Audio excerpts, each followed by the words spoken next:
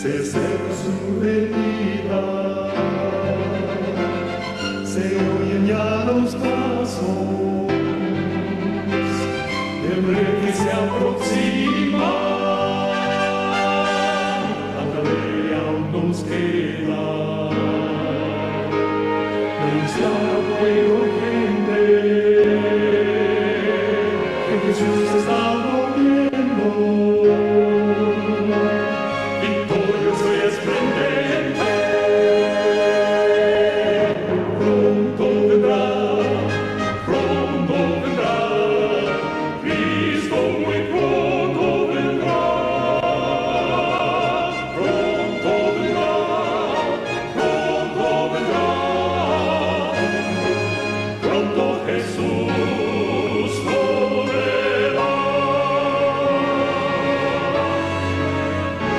Oh Padre Celestial, una vez más nos acercamos a ti para darte gracias. Muchísimas, pero muchísimas gracias por el privilegio que tenemos de ser tus hijos.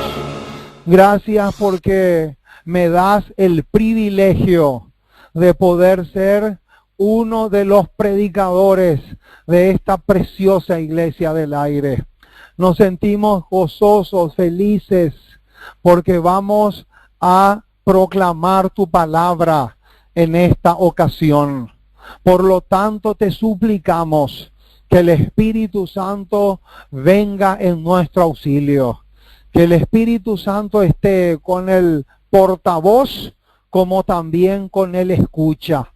De tal manera que Él pueda realizar una obra magnífica, pero magnífica, en nuestros corazones. Sabemos, Señor, que el Espíritu Santo no puede trabajar sin herramienta. Y sabemos que la única herramienta que tiene es tu palabra. Por eso, Señor, te suplicamos que tu palabra pueda correr, que tu palabra pueda llegar a muchos corazones, a muchos rincones, no solamente de este continente, sino del mundo entero. Te suplicamos que tengas misericordia de nosotros, que nos trates con mucha paciencia, con mucha ternura, porque tú sabes, Señor, cuán torpe somos, porque el pecado nos hizo torpes. Pero qué hermoso es saber que tú estás más que dispuesto a transformar nuestras vidas, a poder realmente alcanzar éxitos que puedan ser sabrosos a los ojos de la deidad y también a los ojos de los ángeles que nunca cayeron. Oh Señor, dejamos todo en tus manos. Quédate con nosotros, acompañándonos, fortaleciéndonos, animándonos, estimulándonos, sosteniéndonos desde lo alto, porque sabemos que solamente tu brazo nos puede levantar y nos puede transformar. Oh Padre Celestial, gracias por todo lo que nos das y ayúdanos hoy y siempre, porque te pedimos en el dulce, precioso y majestuoso nombre de Cristo Jesús. Amén y amén.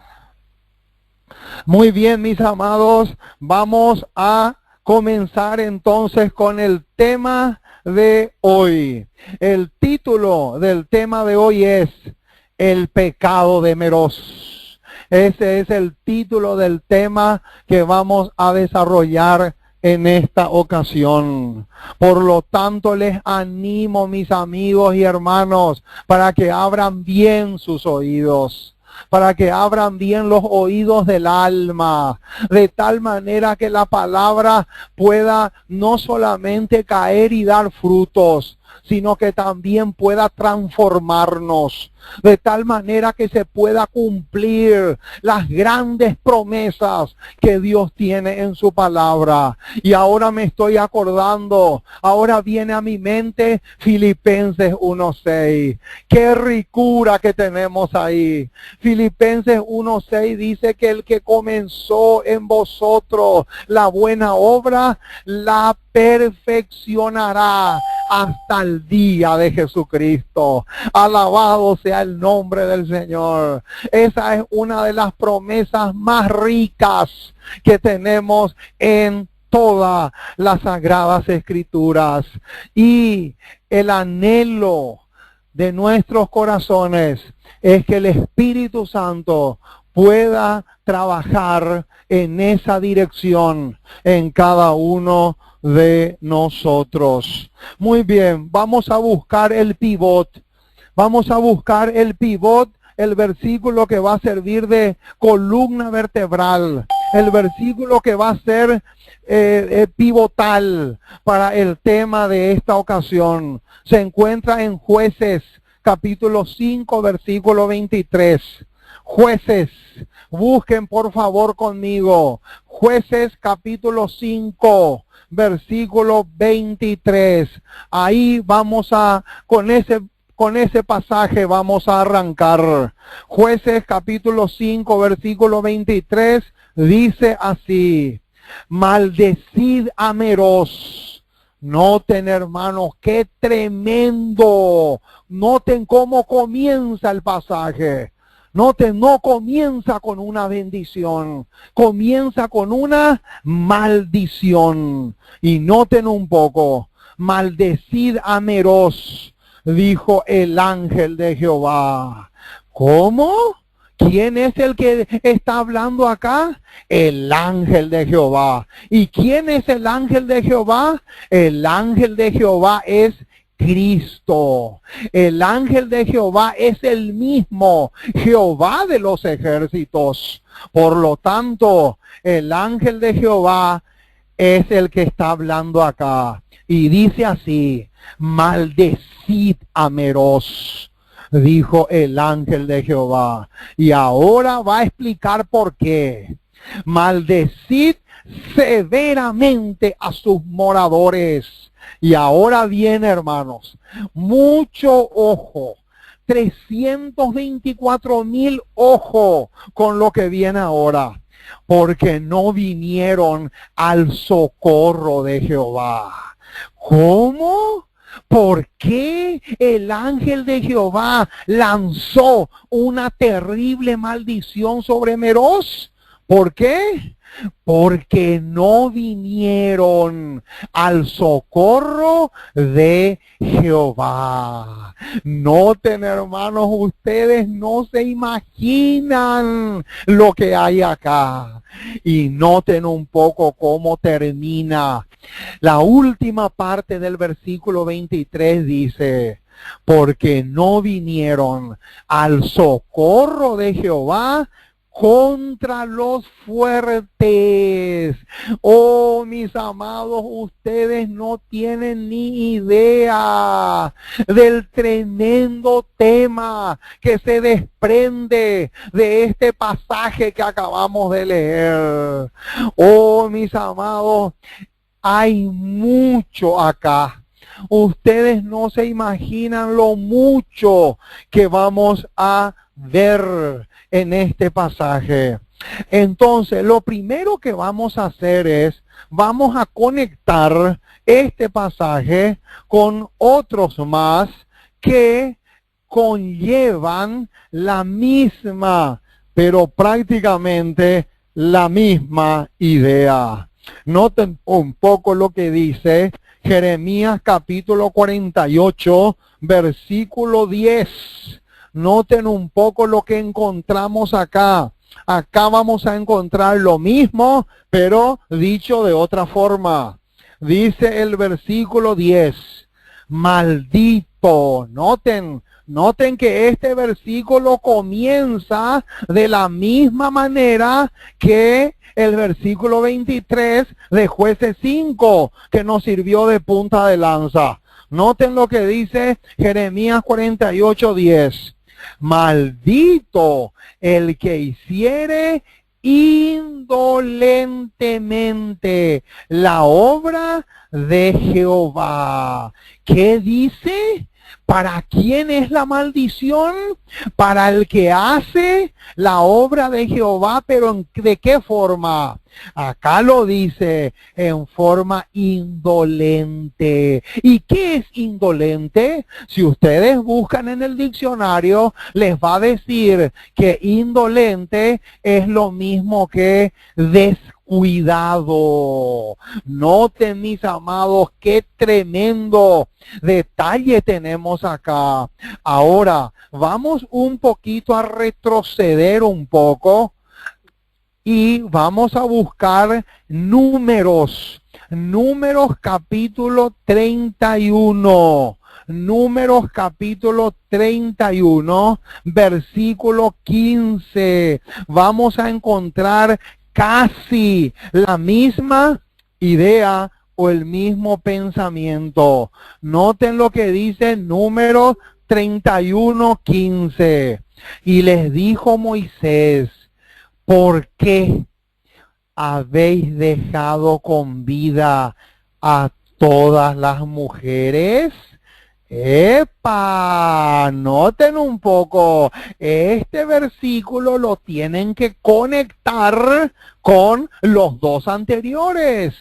Y otro que también tenemos que leer es Primera de Samuel, capítulo 15, verso 19. Noten un poco lo que encontramos acá. Primera de Samuel, capítulo 15, versículo 19, dice así: ¿por qué pues no has oído la voz de Jehová, sino que vuelto al botín has hecho lo malo ante los ojos de Jehová? Noten, hermanos, todos estos versículos convergen en una sola idea. ¿Y saben cuál es? La idea es que no vinieron al socorro de Jehová. No estuvieron dispuestos a jugarse por el maestro. Noten, mis amados, mucho, pero mucho ojo con lo que te voy a decir. Si tú no estás dispuesto a venir al socorro de Jehová, la maldición del cielo va a descansar sobre tu cabeza. Sí, mi estimado hermano, así como me estás escuchando. ¿Por qué? Porque lo dice. Todos los versículos que acabamos de leer dicen lo mismo. Ahora, vamos a hacernos una pregunta clave. ¿Cuál realmente fue el pecado de Meroz?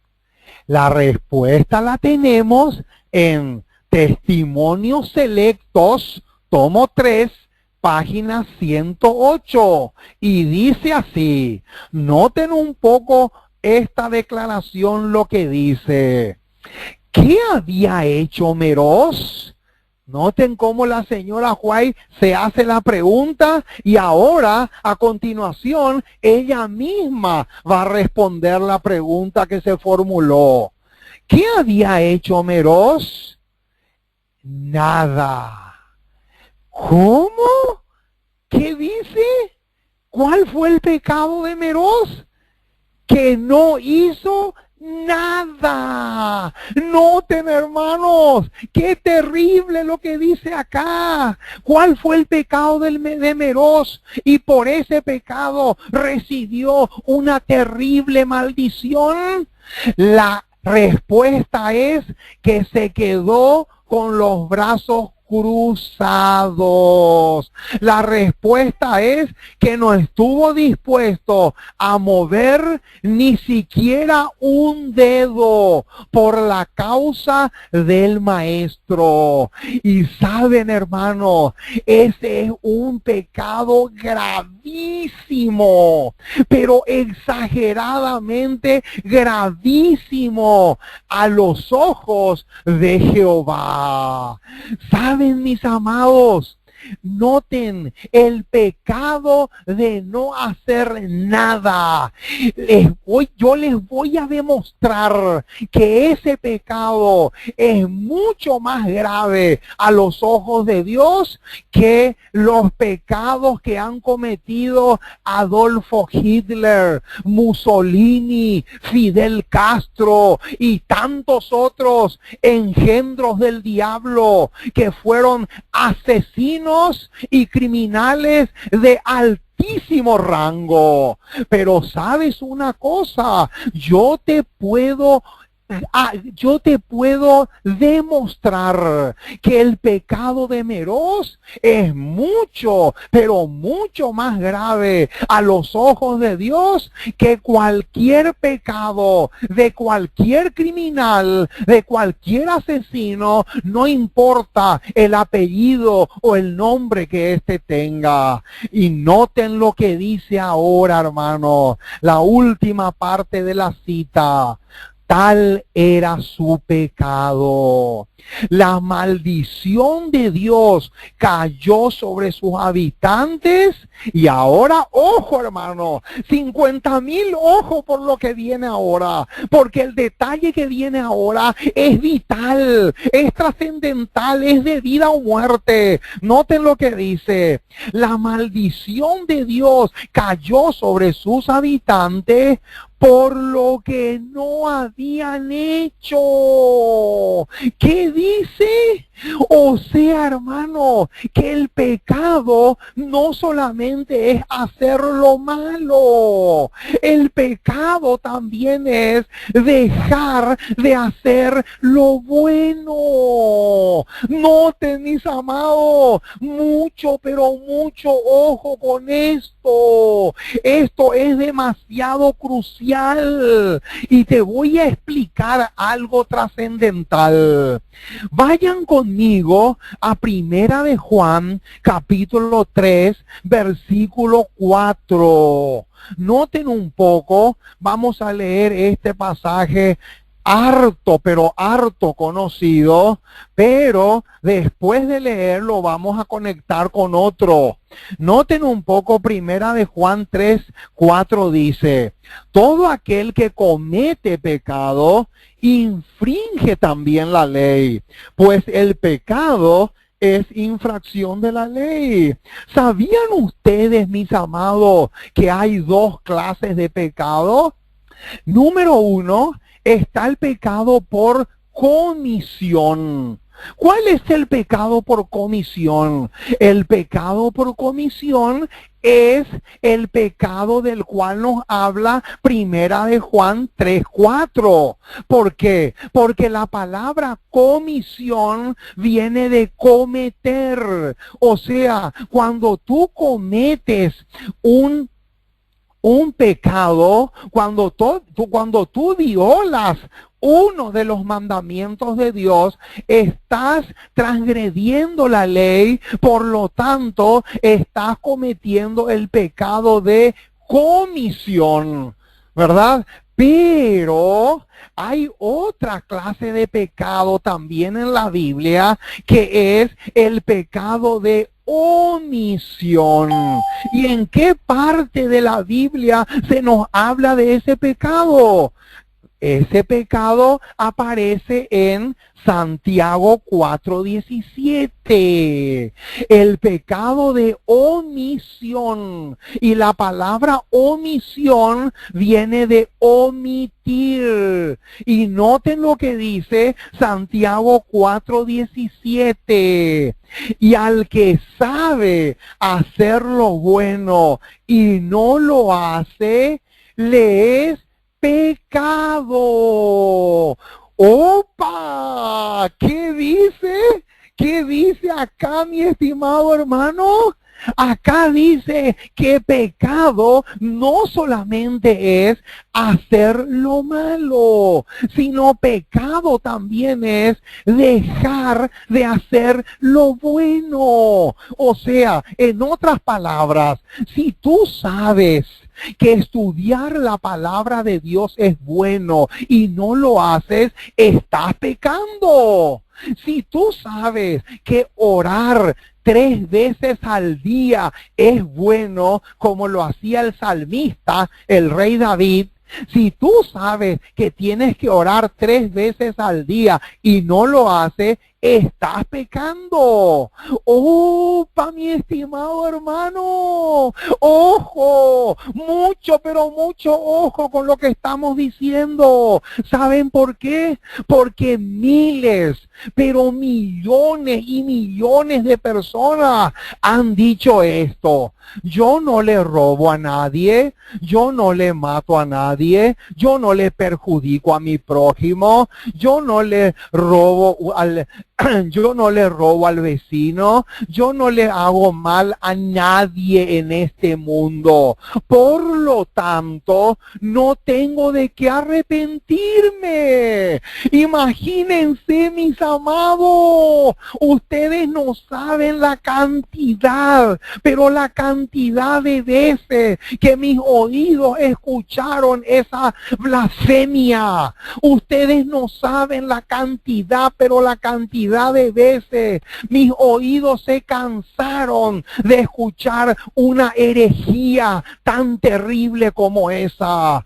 Es incalculable, no se puede medir ni calcular la cantidad de personas que han dicho una declaración tan horrible y tan terrible como esa.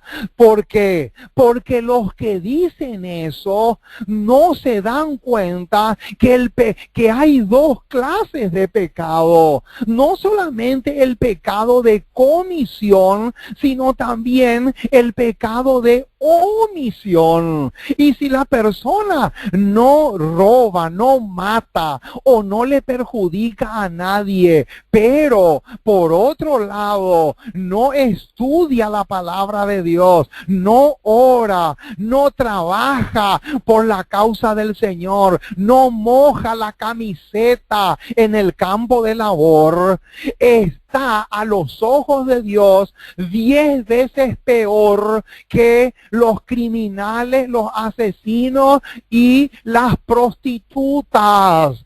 Sí, mi estimado hermano, parece increíble, pero es 100% bíblico lo que te estoy diciendo y enseñando. O sea, mi estimado hermano, hay 2 clases de pecado. O sea, el pecado es como la moneda. Todas las monedas tienen 2 caras. Más o menos así es el pecado. ¿Por qué? Porque está el pecado por comisión y está el pecado por omisión. Y saben, hermano, ayer cuando yo estaba predicando en los buses, yo le estaba diciendo justamente esto mismo. Le estaba diciendo a los pasajeros que le estaba hablando justamente del pecado de comisión y del pecado de omisión. Y el tema de esta mañana, de esta noche, va a demostrar que los que pecan a la manera de Santiago 4:17 son 10 veces peores a la vista de Dios que los que pecan a la manera de Primera de Juan 3:4. Y yo te voy a demostrar, mi estimado hermano. Sí, quédate tranquilo porque yo te voy a demostrar de una manera contundente. Ahora, vamos a hacernos otra pregunta. ¿Hacer la obra de Dios es un deber o un privilegio? Qué linda pregunta, hermano. Yo les pregunto, ¿hacer la obra del Señor es un deber o es un privilegio? La mayoría Ustedes no se imaginan, pero la mayoría creen que hacer la obra del Señor es un deber. Sin embargo, yo les voy a demostrar con un escrito está que es al revés. Hacer la obra del Señor no es un deber, es un privilegio. Y acá viene la cita. Noten lo que dice Servicio Cristiano, página 47. Dice así: como ilustración de que habéis fallado en acudir a colaborar en la obra de Dios, y ahora viene, como era vuestro privilegio hacerlo. Ahí está. Noten, hermanos, ¿qué dice? Acá dice la cita que es un deber o que es un privilegio. Dice claramente que es un privilegio. Por lo tanto, mi estimado hermano que me escucha, nunca más ni en sueño digas que hacer la obra del Señor es un deber o una responsabilidad tremenda. No, mi estimado hermano, es un privilegio. Lo dice acá Servicio Cristiano, página 47. Y noten cómo termina la declaración. Como era vuestro privilegio hacerlo, se me han señalado estas palabras. Y adivinen qué versículo la señora White coloca acá. Jueces 5:23. O sea, en otras palabras, Jueces 5:23 es una ilustración de lo que va a pasar con todos aquellos que no vienen al socorro de Jehová. O sea, que se quedan con los brazos cruzados y no hacen nada por la causa del Maestro. Sí, mi estimado hermano, así como suena. Ahora, otra pregunta clave que vamos a responder es: ¿quién es el Meroz del Nuevo Testamento? ¡Epa! Mucho ojo, mi estimado hermano, porque acá se viene el misil, acá se viene un bombazo de primerísima categoría. La respuesta a esta pregunta la tenemos o la encontramos en Testimonios para la Iglesia, tomo 5, página 72, y dice así: muchos de los que cómodamente escuchan las verdades de la palabra de Dios están muertos espiritualmente hablando. ¿Cómo? ¿Qué dice? ¿Cómo lo describe aquí la sierva del Señor? ¿Cómo lo describe a los que se sientan cómodos sábado tras sábado en sus respectivas iglesias o congregaciones? Noten un poco. Apocalipsis capítulo 3, verso 1, dice así: escribe al ángel de la iglesia en Sardis, el que tiene los 7 espíritus de Dios y las 7 estrellas, dice esto: yo conozco tus obras. Y ahora viene, escuchen bien lo que dice ahora: que tienes nombre de que vives, pero estás muerto. Sí, mi estimado hermano. ¿Cómo están las iglesias? ¿Cómo se encuentran las congregaciones a nivel mundial? Tanto la Biblia como la pluma inspirada dicen exactamente lo mismo. Dice acá que ellos están cómodos en sus congregaciones. Incluso ahora, hace años ya, está de moda que las iglesias tengan calefacciones en países donde hace mucho frío o en países tropicales donde hace mucho calor. Se exige que haya aires acondicionados también. ¿Por qué? Porque cuanto más cómodo nos encontremos, mucho mejor. Pero mi estimado hermano, ¿de qué te sirve que tengas aire acondicionado si resulta que acá la declaración dice que dentro de ese lugar hay cadáveres que caminan? Ahí está la tragedia más grande y más inmensa que puede suceder. Y noten cómo sigue diciendo: aunque profesan estar vivos. Noten, ellos profesan una cosa, pero en realidad, en la práctica, es totalmente lo opuesto o lo contrario.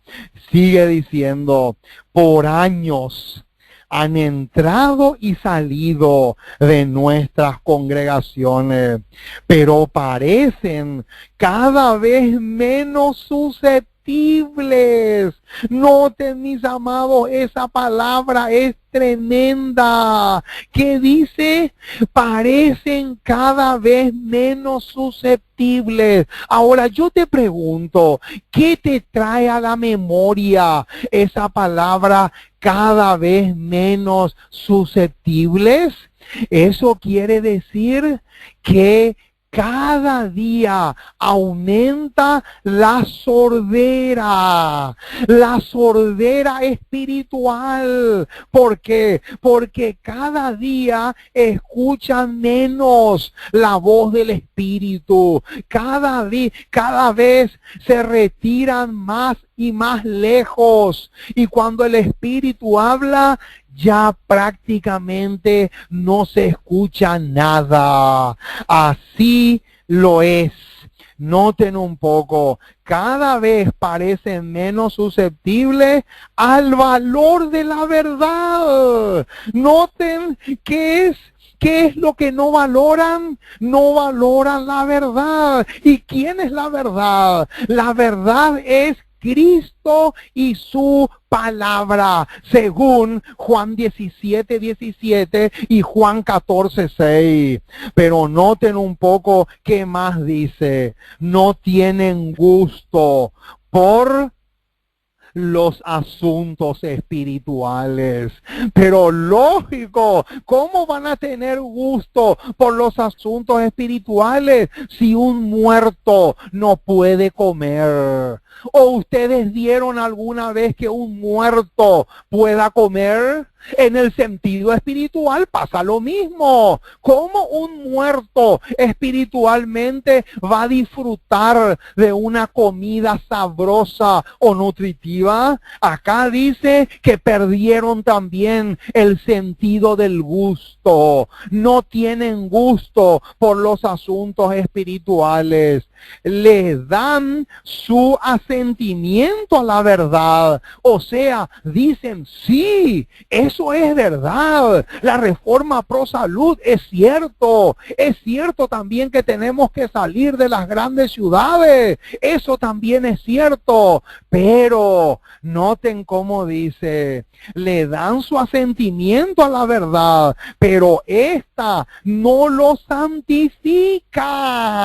Noten, mis amados, ¿de qué sirve? ¿De qué sirve, mi estimado hermano, hacer solamente un asentimiento a la verdad, pero que esta no nos santifique? No sirve de nada, porque Hebreos 12 Claramente dice, seguid la paz con todos y la santidad, sin la cual nadie verá al Señor. Hebreos 12:14 dice que sin santidad nadie va a poder ver el rostro de Cristo. Por lo tanto, si la verdad no te santifica, la profesión no sirve absolutamente de nada. Y noten lo que dice, mis amados. Ni la palabra de Dios, ni los testimonios les crean una impresión verdadera. ¿Cómo? O sea, ni la Biblia, ni los testimonios pueden hacer que se despierten o que se levanten esos muertos de sus tumbas. ¿Por qué? Noten, ahora va a decir por qué. Muchos están tibios. Y ahora viene, escuchen bien este detalle porque es crucial, mi estimado hermano.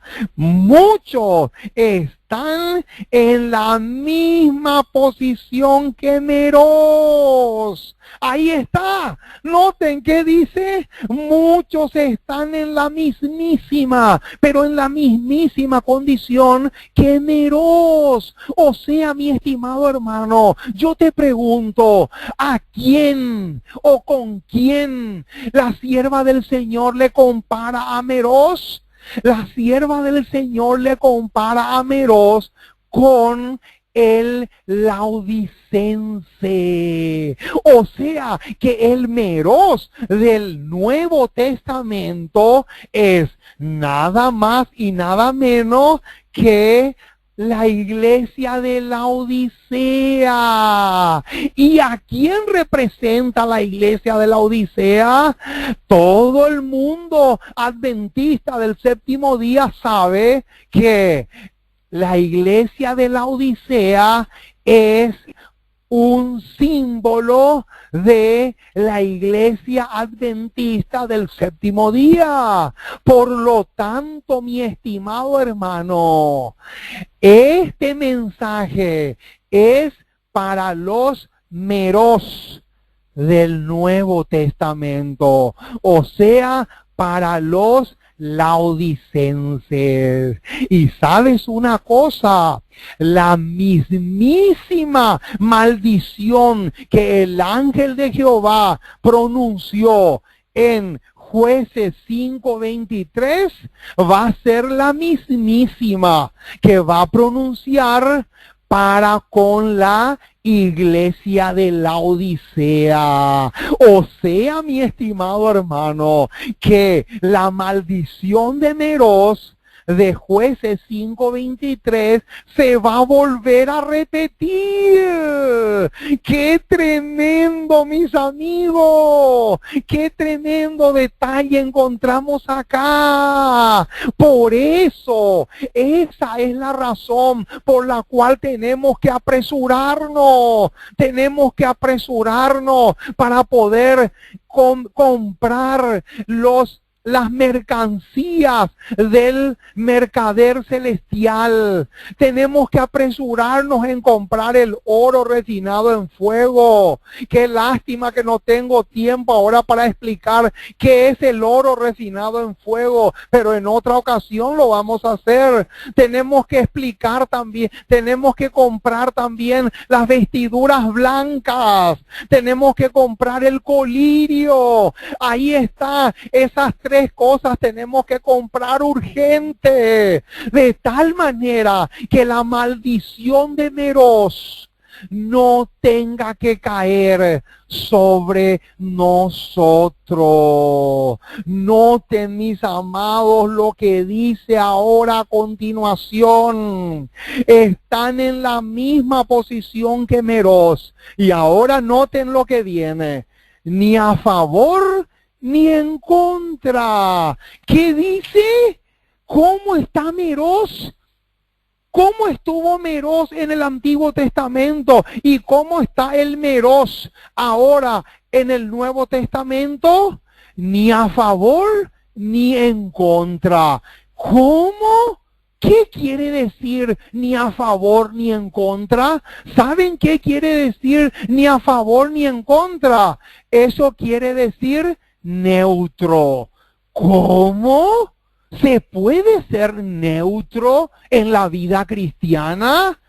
¿Cómo se puede ser neutral como cristiano? No, mi estimado hermano, 50,000 veces no. No se puede ser neutro en la vida cristiana. Y usted puede darme, hermano, algún versículo que me diga que eso es imposible. ¿Cómo no? Te voy a dar, te puedo dar varios, pero para muestra sirve un botón. Noten lo que dice Mateo capítulo 6, versículo 24. Ninguno puede servir a dos señores. ¿Por qué? Porque o aborrecerá al uno y amará al otro, o estimará al uno y menospreciará al otro. No se puede servir a Dios y o a las riquezas.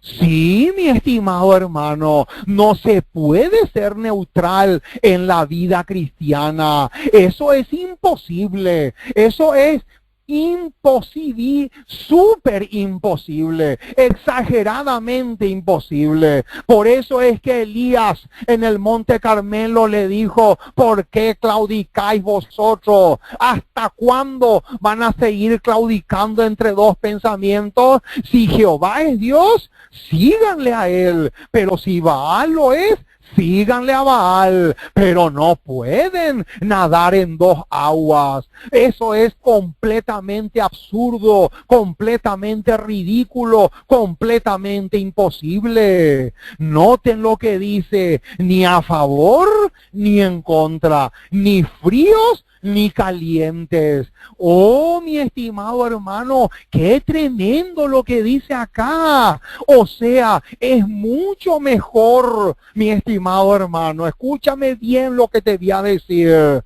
Es muy fuerte lo que te voy a decir, pero es la verdad.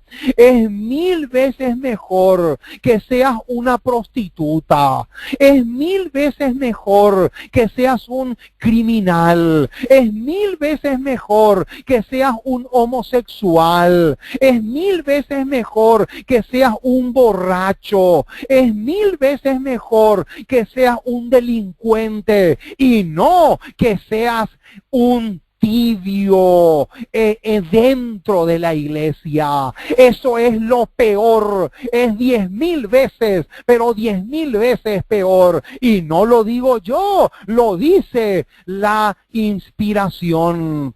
Noten ahora cómo continúa diciendo: si permanecen en este estado, Él los rechazará con aborrecimiento. ¿Cómo? O sea, mis amados, si tú sigues si tú sigues queriendo ser neutral, si tú te sigues tragando el cuento que el diablo quiere que te tragues, de que en la vida cristiana se puede ser neutral, te puedo asegurar que se va a cumplir esta profecía en tu vida. Todo el cielo se va a apartar de ti, pero con aborrecimiento. Y dice acá: muchos de aquellos que han tenido gran luz. Noten de qué clase de gente está hablando, hermano. Noten que dice: muchos de aquellos que han tenido gran luz rinden homenaje a Cristo y al mundo. ¡Qué terrible, mis amados! Noten un poco lo que dice.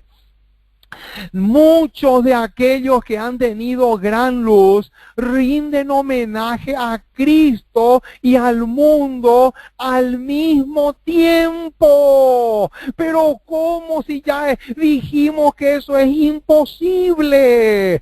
Sin embargo, aquí lo dice. Y noten cómo continúa diciendo, hacen fiesta con los mundanos.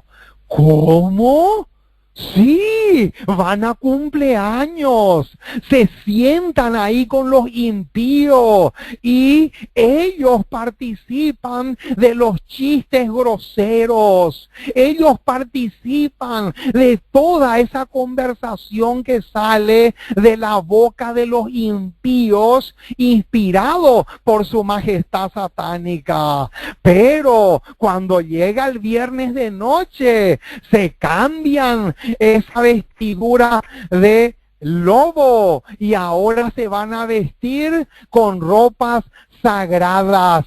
Ahora van a ser cordero. Desde el viernes de noche hasta el sábado van a ser cordero, pero durante la semana hacen fiesta con los mundanos y a la vez dicen que son bendecidos juntamente con los hijos de Dios. Hermano, eso es un atrevimiento. ¿Cómo puede ser que haya miles y miles de adventistas del séptimo día que le sirvan a Jehová y al mundo al mismo tiempo, le rindan homenaje a los dos y luego de eso se jacten de que ellos están disfrutando de las más ricas bendiciones del cielo? Eso es una aberración teológica, mi estimado hermano. Eso es un absurdo teológico de primera categoría. Eso no puede ser jamás. El único que te puede predicar una barbarie de esa naturaleza es el jefe de los ángeles caídos, el único que te puede predicar una aberración tan terrible como es esa. Desean tener a Cristo. ¿Cómo? Sí, desean tener a Cristo, pero rehúsan llevar su cruz y su yugo. ¿Cómo? Sí, mi estimado hermano. ¿Qué dice acá? Que ellos desean tenerle a Cristo en sus vidas, pero no quieren cruz, no quieren yugo. De paso, ¿qué es la cruz y qué es el yugo? La cruz es la renuncia. Cuando yo renuncio al pecado, eso es la cruz. Cada vez que yo renuncio a un pecado, yo estoy alzando mi cruz y lo estoy llevando conmigo. Pero ¿qué es el yugo? El yugo es la ley. El deseado de toda la gente dice clara, lisa y llanamente que el yugo de Cristo es su ley. Pero noten cómo sigue diciendo la declaración: el Señor tenga misericordia de vosotros, porque si seguís así, noten, hermanos, qué tremenda advertencia. Si seguís así, ninguna cosa sino el mal podrá profetizarse acerca de vosotros. Noten, mis amados, qué tremenda y fuertísima declaración tenemos acá. ¿Qué dice el Señor? Acá dice que si continúan en esa postura, en esa posición, ninguna otra cosa, sino solo el mal, podrá profetizarse contra ellos. Sí, mi estimado, así como me escuchas. Ahora, ¿quiénes son como Meroz individualmente? Testimonios, tomo 2, página 553, tiene la respuesta. Pienso que su conducta es altamente peligrosa. No ha sentido la necesidad de prestar atención a la luz que Dios le ha dado. Ojo, mi estimado hermano, ¿qué dice acá? Que los meroces modernos son aquellos que no prestan atención a la luz que en su infinita misericordia el Señor les quiere regalar. Pero no, ellos prefieren fabricar excusas. Ellos prefieren fabricar cualquier tipo de excusa con tal de evadir la luz y seguir en esas tinieblas en las cuales se encuentran. Y dice más, y despertarse para salvar a su familia. Usted no negó la luz que se le dio. ¿Qué? ¡Epa! ¿Qué dice? Sí, mi estimado, noten, él no negó la luz, él no dijo, él no habló mal de la reforma pro salud, él no habló mal del tema de la ciudad al campo, no, él no negó eso, pero ¿qué hizo? Descuidó seguirla. Ahí está el pecado de Meroz, hermano. ¿Cuál es el pecado de Meroz? El pecado de Meroz es aquel que dice, sí, tenés razón, la reforma pro salud es una bendición para el pueblo de Dios, pero muere ahí. Ahí murió, porque después llega a su casa y consume cualquier cantidad de inmundicias, cualquier cantidad de cosas que Dios condena, de tal manera que él no sigue la luz dada. Pero noten un poco, pero descuidó seguirla. ¿Por qué? Porque no le pareció, escuchen ahora, porque no le pareció conveniente ni placentero. ¿Cómo dice? ¿Qué dice acá del motivo, del por qué? Meroz, el Meroz moderno, no quiere seguir la luz porque dice que no le parece ni conveniente ni placentero. Ahora, yo te pregunto a ti, mi estimado hermano, la luz que Dios nos da porque nosotros estamos bien o porque nosotros estamos mal. Contéstame, mi estimado hermano, esa pregunta. La luz que Dios nos da porque esa luz va a corregirnos o porque nosotros estamos en una condición de impecabilidad absoluta y no necesitamos ninguna clase de corrección. Ojo, mi estimado hermano, la luz que Dios te da es porque estamos torcidos y esa luz es la que nos va a enderezar. Pero si tú dices, no, a mí no me parece conveniente o a mí no me parece placentero, entonces quiere decir que tú estás en una condición idéntica que la de Meroz. Y noten cómo termina la cita. Por lo tanto, se transforma o se convierte en un Meroz moderno. ¡Qué tremendo, mi estimado hermano! ¿Qué dice acá? ¿Quiénes son los que individualmente se convierten en Meroz también hoy en día? Acá lo dice clara y llanamente, que son aquellos que rechazan o descuidan seguir la luz dada porque no les parece conveniente ni placentero. Ahora, vamos a responder otra pregunta que tiene que ver con la última parte del versículo 23 de Jueces 5. Y noten lo que dice. Esta cita se encuentra en Reflejemos a Jesús, página 193. Pero antes vamos a volver otra vez a leer la última parte de Jueces 5:23. Noten lo que dice: porque no vinieron al socorro de Jehová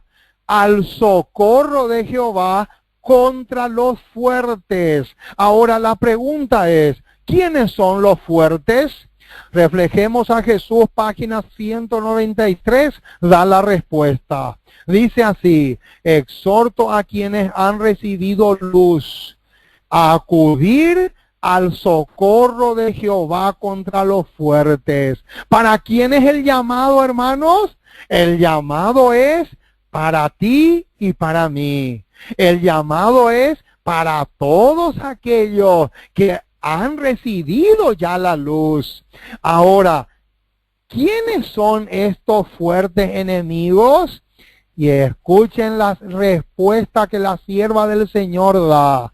Son los poderes y las fuerzas demoníacas. ¡Opa, mi estimado hermano! ¿Quiénes son los fuertes de Jueces 5:23? Los fuertes de Jueces 5:23 son Satanás y sus ángeles.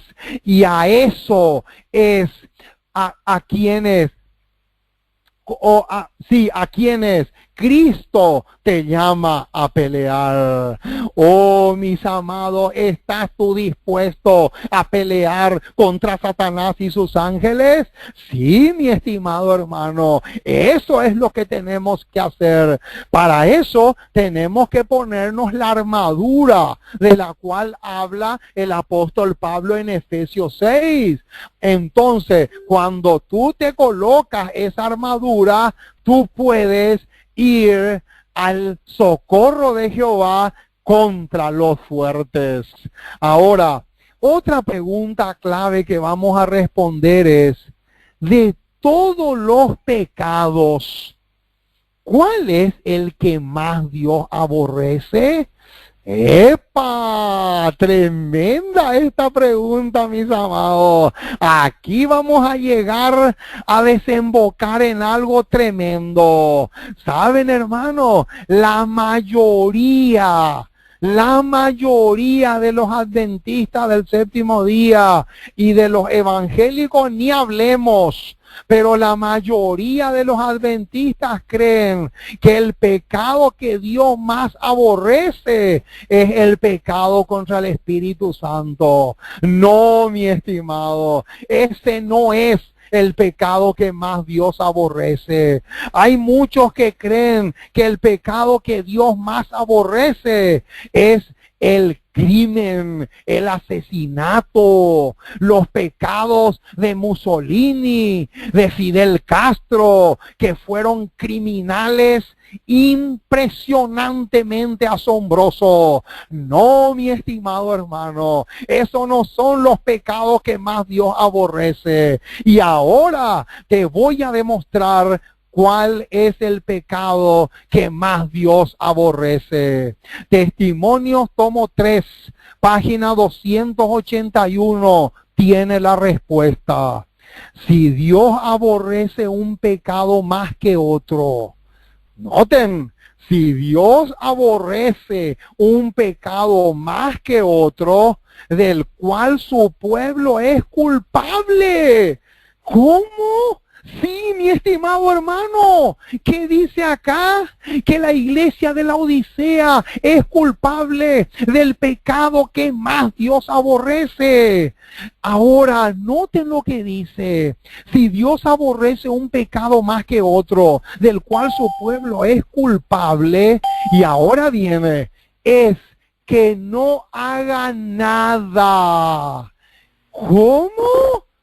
Sí, mi estimado, yo no necesito irme al oculista. Estoy leyendo con una perfección absoluta. Noten lo que dice. Es que no haga nada en caso de una emergencia. Oh, mi estimado hermano, ¿qué dice acá? Acá dice que el pecado pecado que más, pero que más Dios aborrece es cuando no hacemos nada en caso de una emergencia. Ahora yo te pregunto, mi estimado hermano, espiritualmente hablando, ¿cuál es la emergencia? Esa es una pregunta clave. ¿Cuál es una emergencia espiritualmente hablando?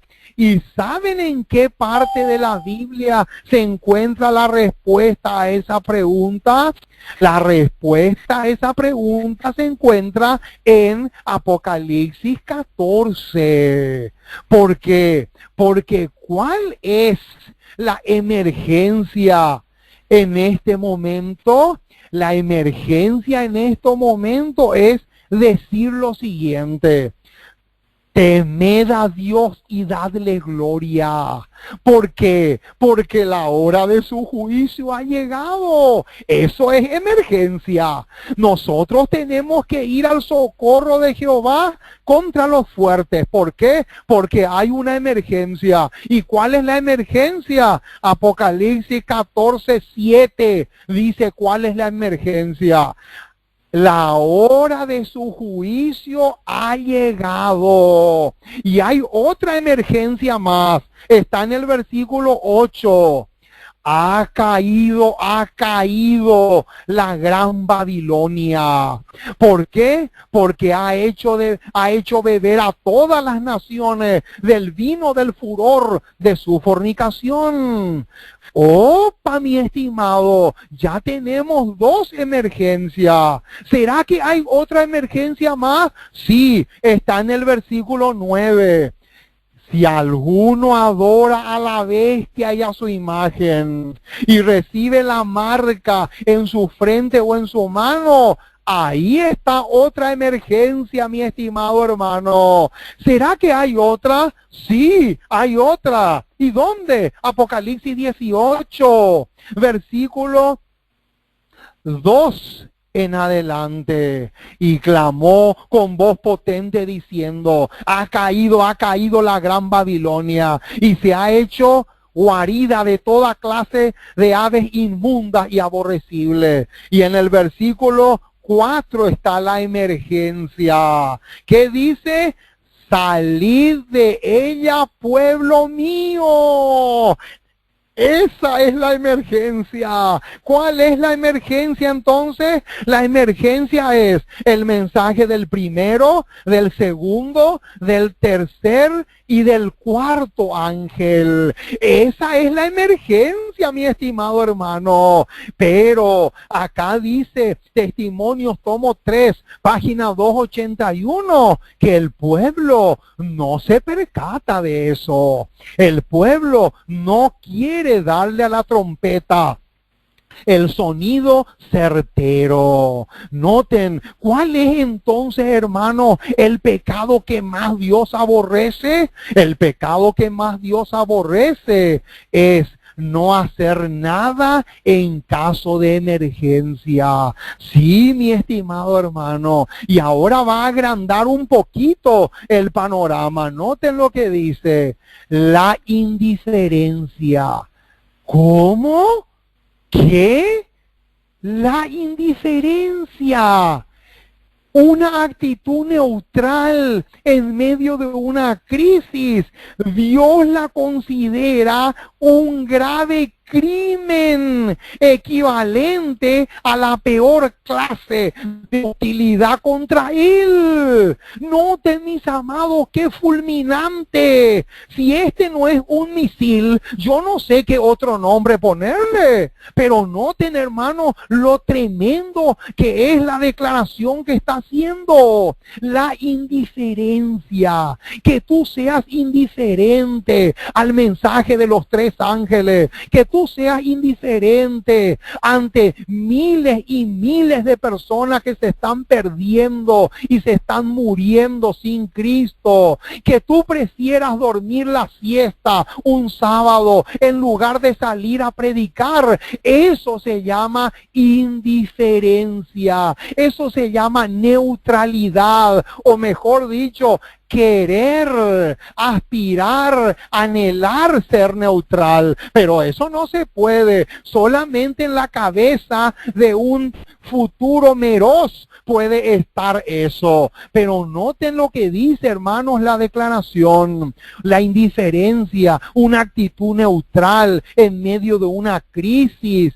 Dios la considera un grave crimen equivalente a la peor clase de hostilidad contra Él. ¿Cuál es entonces la peor clase de hostilidad contra Cristo? La peor clase de hostilidad contra Cristo se llama la indiferencia, se llama ser neutral, se llama ser tibio. Eso, mi estimado, a los ojos de Dios es el pecado más terrorífico, es el pecado que más Dios aborrece, y lo dice acá la declaración. Ahora, otra pregunta que vamos a responder es la siguiente.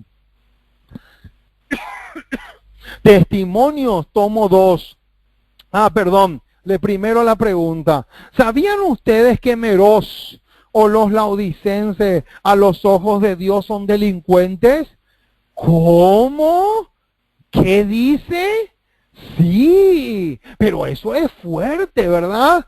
Claro, pero lo dice el Espíritu Santo, no es un invento mío, yo no estoy imaginándome cosas, acá lo dice, Testimonios tomo 2, página 353, dice lo siguiente: si hubieran andado en la luz que Él les había dado, y hubieran permanecido constantes en el deber, tratando de conocer y hacer toda la voluntad de Dios, sin duda, Satanás ha de engañar a estas almas delincuente. Noten, hermanos, qué fuerte que es eso. ¿Qué dice? ¿Quiénes son los qué son los laodicenses o los de Meroz a los ojos de Dios? Acá dice que son delincuentes. ¿Y saben qué más dice? Que Satanás les quiere engañar con las supuestas mentiras y les hará creer que después de todo no están tan equivocados. Noten, mis amados, encima que son delincuentes, dice que Satanás se acerca a ellos para hacerle creer que en realidad no es tanto así, que más o menos es como si fuera que Dios es un exagerado. Es más o menos como que Dios está exagerando la nota. Más o menos eso es lo que el diablo le susurra al oído. Pero noten, mis amados, qué engaño más terrible. No han cometido pecados graves. ¿Qué? Ahí está. Noten, no han cometido pecados graves, ni escandalosos.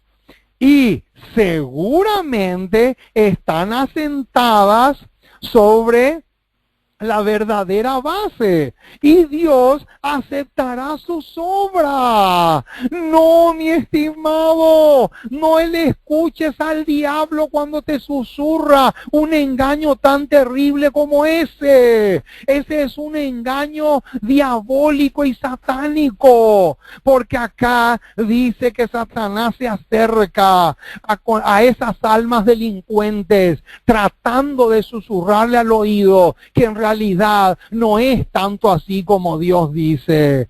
No ven pecados especiales de los que tengan que arrepentirse. Noten, ahí está. ¿Por qué? Porque ellos están pensando solamente en los pecados de Primera de Juan 3:4. Ellos no piensan en los pecados de Santiago 4:17. Entonces ahí viene la tragedia. Y noten lo que dice.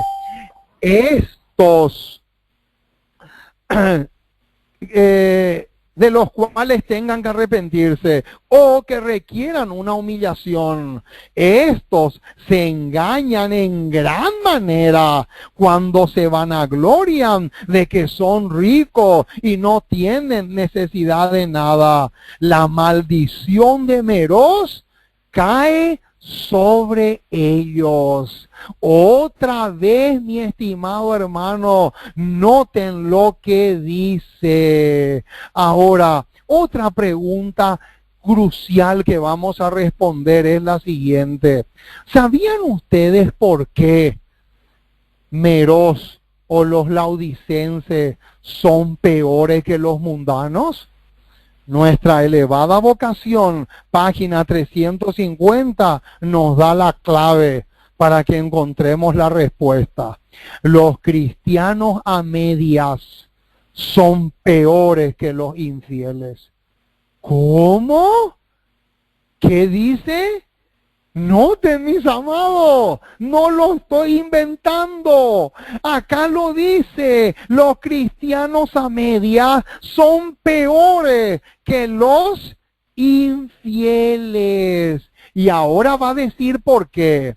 Porque sus palabras engañosas y su posición indecisa hacen que muchos se descarríen. Ahí está, mi estimado hermano. Eso es lo que te dije hace unos momentos. Es 1000 veces mejor que seas un borracho. Es 1000 veces mejor que seas un drogadicto perdido en el mundo. ¿Por qué? Porque el drogadicto, el borracho, el mentiroso, el mafioso, ellos muestran sus colores tal cual son. En cambio, el tibio hace dos cosas. No es ni cristiano ni mundano. Ahí está la tragedia. Noten lo que dice. Acá les voy a demostrar.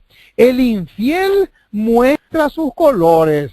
Noten, el infiel muestra sus colores. Él no tiene nada que ocultar. Pero el cristiano tibio engaña a las dos clases. No es un buen mundano ni tampoco un buen cristiano. Y noten lo que dice ahora.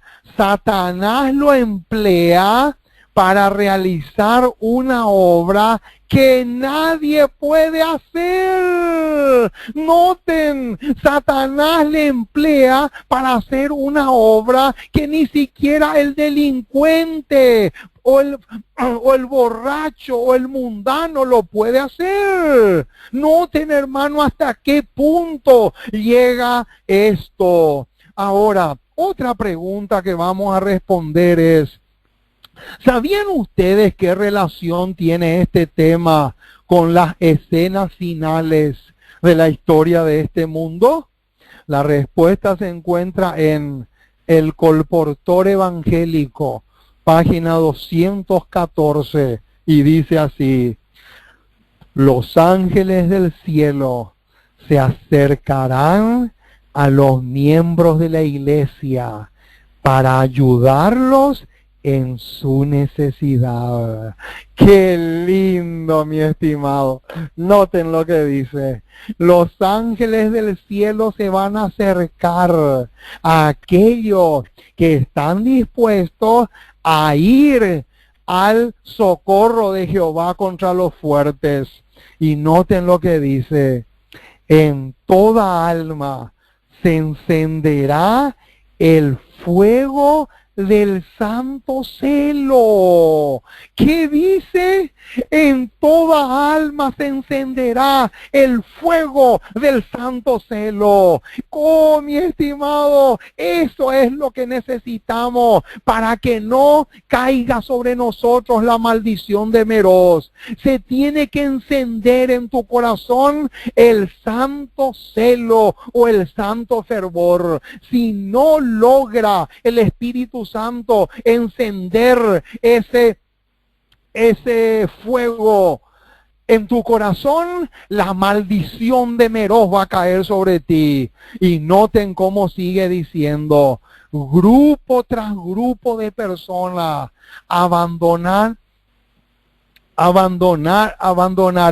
el estandarte tenebroso del adversario para venir en ayuda del Señor contra el poderoso enemigo. Note, mi estimado, qué escena más hermosa tenemos acá. Acá dice que grupo tras grupo de personas abandonarán el estandarte tenebroso de Satanás para venir en ayuda al socorro de Jehová contra los fuertes. Qué tremendo, qué cosa más hermosa tenemos acá. Ahora, ¿sabían ustedes que va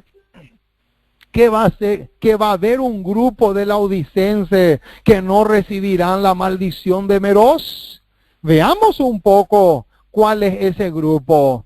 Eventos del tiempo del fin, página 317. Maestros sabios como serpientes y mansos como palomas vendrán a la ayuda del Señor contra los fuertes.